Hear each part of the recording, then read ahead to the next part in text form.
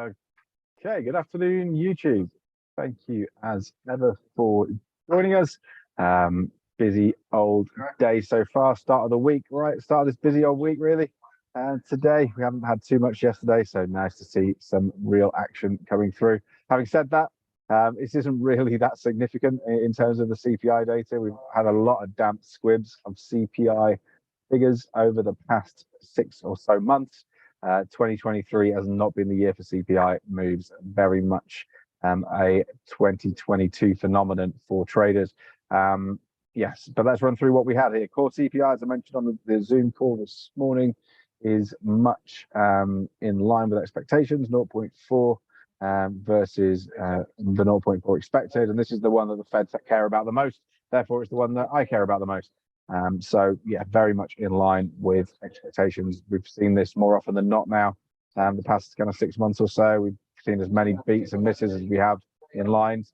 In fact, with the headline CPI, we did have a slight miss on this, slightly lower than expected, which you would expect it would be detrimental to dollar strength. Good for things like gold, good for the stock market, and we'll have a little bit about that in a second. But if we take a look here. Another in line. These economists over the last 5 months have got it right 4 times, so a lot better than they were doing through 2022. That's for sure. But that sadly makes it a little bit less interesting for us traders because we're not getting huge beats and misses across the board, and that makes it trickier for us to see some real big volatility come through, which is a shame for what we're here for, right? We're here to try and make money. But let's have a look at what happened on the news. So we had. For those of you, I've had a few people ask me about trading with stop orders, putting orders above the market with an option, with a trigger to buy if it goes up, option below, and a stop order below with a view of shorting the market if it goes lower. This is one of those textbook cases which shows you why you really don't always want to be doing that. And ultimately, I don't do that for reasons I've explained, but this is an example of how you probably would have got chopped up in your shorts and stopped out, chopped up in the longs and potentially stopped out. Pretty ugly price action. Same sort of thing happened in gold, right? But even to a larger degree. I mean, this was bad news for the dollar. It should have been good news for gold.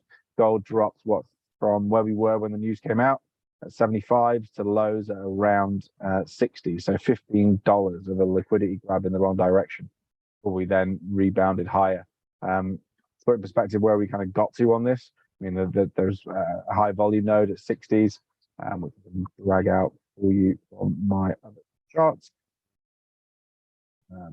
Yeah, over here. Bear with me 1 second while I bring it up. So let's get this up to speed. So this is a high volume node down here, which we went and grabbed liquidity to, and then rallied up and hit the high volume area, the value area high for the month as well. And now we're trading down below where we were at that time, which is a bit counterintuitive because you would have thought weaker inflation, weaker dollar, stronger gold. So let's talk about the dollar. The dollar was something that we would have expected to be pretty soft on that, and it has been. Again, though, we had that strange liquidity grab. This is a broker's dream, as we've been talking about in the market, in the office today, where you have these huge moves up. Again, look where we went to. We went in that 5 minutes, value high for the month, value low for the month. We've kind of found support at that value low. Now we're basically unchanged on the dollar against the yen. Not seeing too much in the dollar index either. We had a look at indices briefly there on the S&Ps. Again, very uncertain, but they have managed to garner some strength since the number only really got going at 22. So yeah, it was pretty unchanged for those first 10 minutes or so.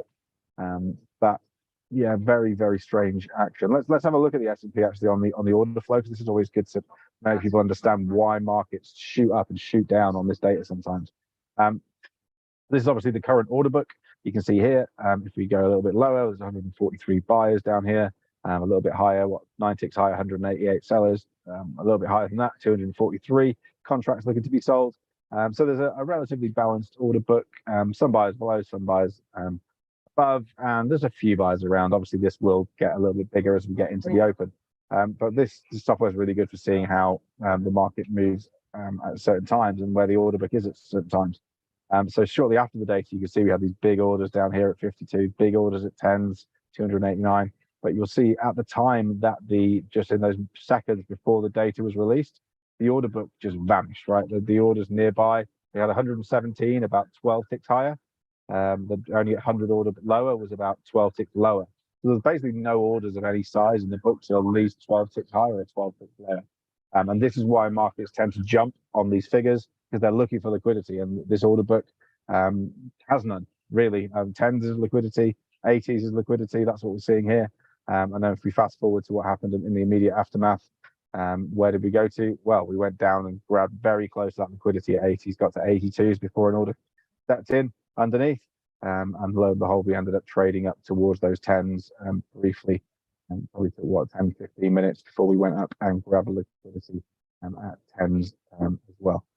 So yeah, literally moving from these areas, and these were levels that were in the book prior to the data coming out. So you can use these orders here at 10s, here at the 80s as potential levels where you look to go long, look to go short, lay some traps for potential entries. Very, very useful thing to do. But hopefully that explains why you get those jumps, because there are just no orders around at all, and people are trading. They have to trade with someone.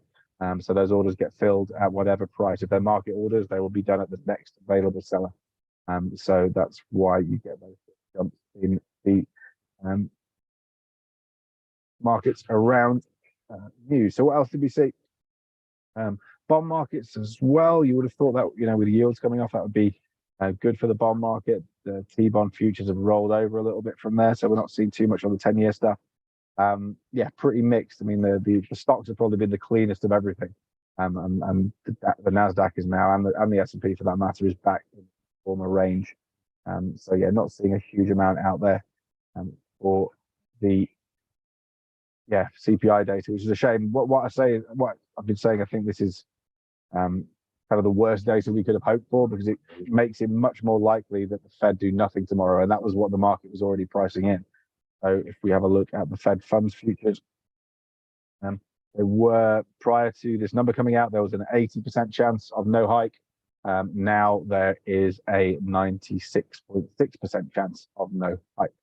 Therefore, tomorrow is going to be a little bit less interesting, because I see very little opportunity for this, this 3% outlier of a 25 basis point hike just seems off the table. And had we seen stronger inflation data today, then these, we might maybe seen a 60% chance of no hike and a 40% rate hike tomorrow, which would have made things much more tasty either way. But I think that's going to make things a little bit trickier. So I think all eyes will be on the dot plot tomorrow, because this looks nailed on, unchanged rate decisions tomorrow. Hope Powell can surprise us, because that will put a cap amongst pigeons. So yeah, looking at correlators, you would have expected, with it being slightly softer, this would be good for stocks. Yeah, we're not seeing that with the bond markets to the same degree as we were.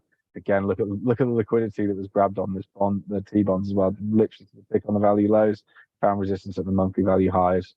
And these are kind of confluence where these both are before fading back to the point of control on this high volume note. So yeah, just looking for liquidity, and this is something that you often see when data is pretty much in line with expectations. And this is why we like to establish what is a rational amount of a beat or a miss to justify trading on this news, because otherwise you probably want to just fade it or try and trade the extremes. And that's very much what's happened today. Bear with me as we approach the open.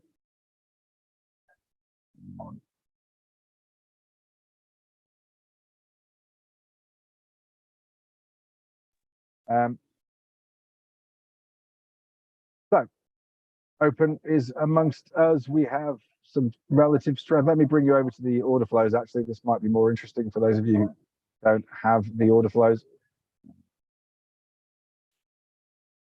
Stop the share and I'll reshare. Read. So on the left-hand side, we have the S&P 100 or the ES futures. On the right-hand side, we have the Nasdaq or the NQ. Orders around.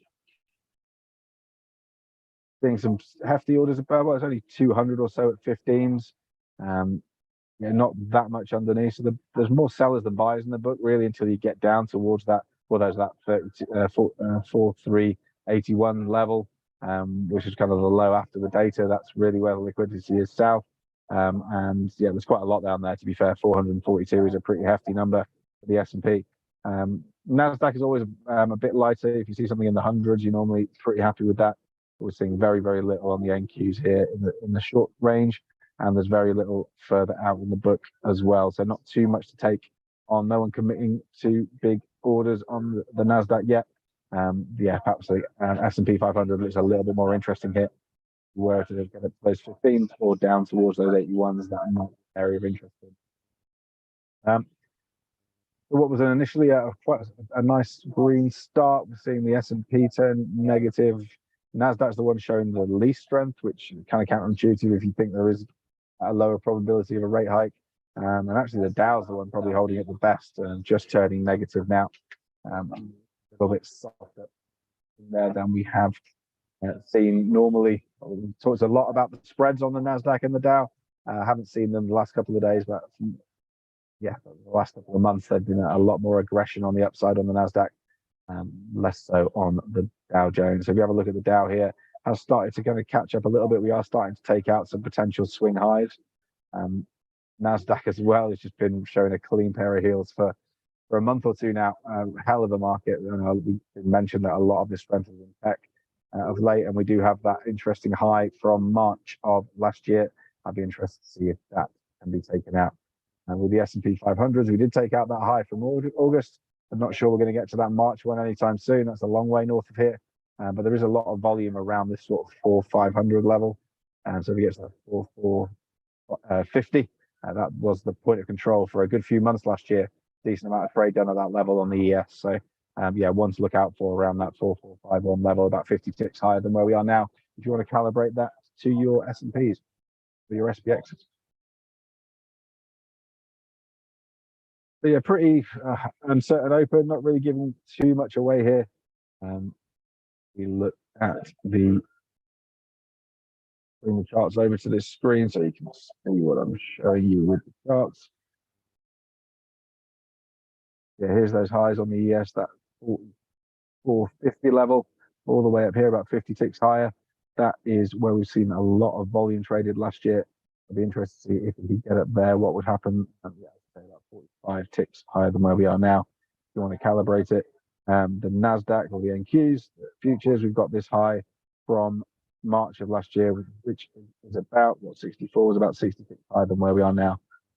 Well, sorry, 160 ticks higher than where we are now. That's potentially interested to see if we could take a little bit of that out and roll over. We shall see. Incredible to see how the Nasdaq's reacted this year, right? We've had that huge sell-off last year. We were down, best part of 40%, and we're very much in bull market territory, right? Anything over a 20% rally is that, and we're pretty much 40% back up, if not a bit more from those lows. So real crazy strength on the Nasdaq this year.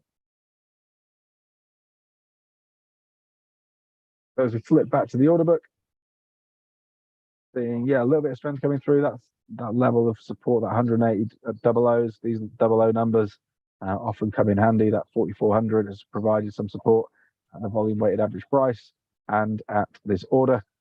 So far we've only managed to garner about 6 ticks out of it. Not seeing anything still in the Nasdaq, so pretty slow start to a Tuesday. And yeah, don't forget, given we have the FOMC meeting starting today, all eyes will really move now to tomorrow. And whether traders will want to get too long or too short ahead of 7 o'clock tomorrow night remains to be seen. But this, I think, is going to be our next big opportunity to make money. Ideally, I think realistically, should I say, the 7:30 press conference probably going to be the easier one, given that we're pretty confident on the Fed's funds rate. All I would say is the economic projections and the dot plot. We're having that this time, so this is going to give us that little bit more meat on the bones than just the statement and the rate. So maybe there'll be something in there, higher for longer, or are we reaching that terminal rate? Is this a pause? Is it a skip? Is it the end? All remains to be seen. But, yeah, it should be a good day tomorrow. We're live on Zoom from 6:45. So if you do want to join that, then please feel free to get in touch and we'll send you out the links. But yeah, nice to speak to you, and we'll be back with you tomorrow.